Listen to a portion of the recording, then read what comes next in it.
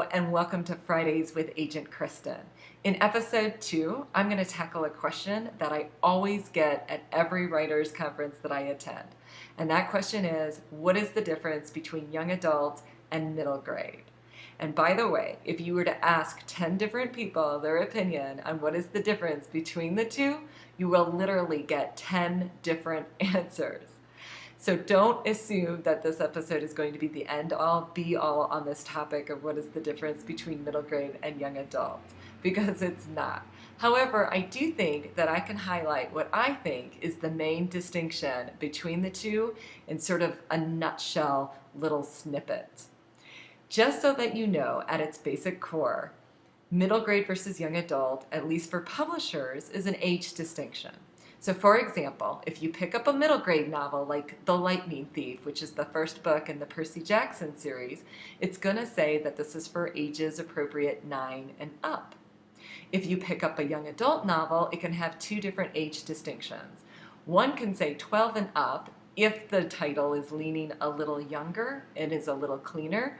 For example, Ally Carter's first book in the Gallagher Girls series, I Tell You I Love You But Then I'd Have to Kill You, is a great example of a young adult that skews younger so that it's categorized as 11 and up or 12 and up.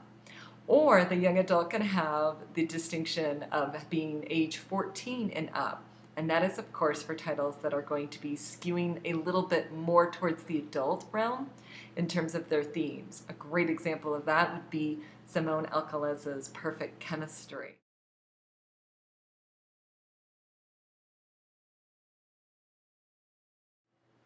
So even though publishers make age distinctions to distinguish between middle grade and young adult, for me that is not the main facet of what makes them different.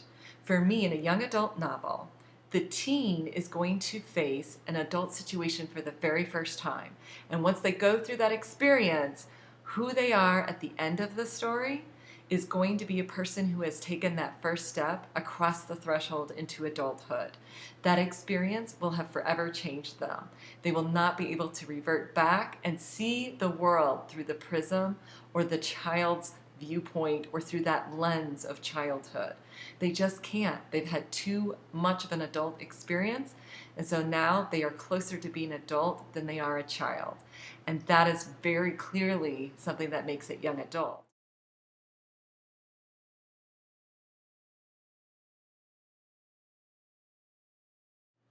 In comparison, in the middle grade novel, you're going to have a young character go through a situation or experience, and they are definitely going to do it without adult supervision or assistance. But when they get through that experience, they're going to certainly be the wiser for it, but they ultimately have not taken that first step towards adulthood. They haven't crossed that threshold. They can still return to their world and see it through a prism of optimism and innocence that is really solely the province of a child. So they haven't found that cynicism yet. They still are in their heart a child, although a smarter one. And that is kind of the difference for me between the young adult and the middle grade novel.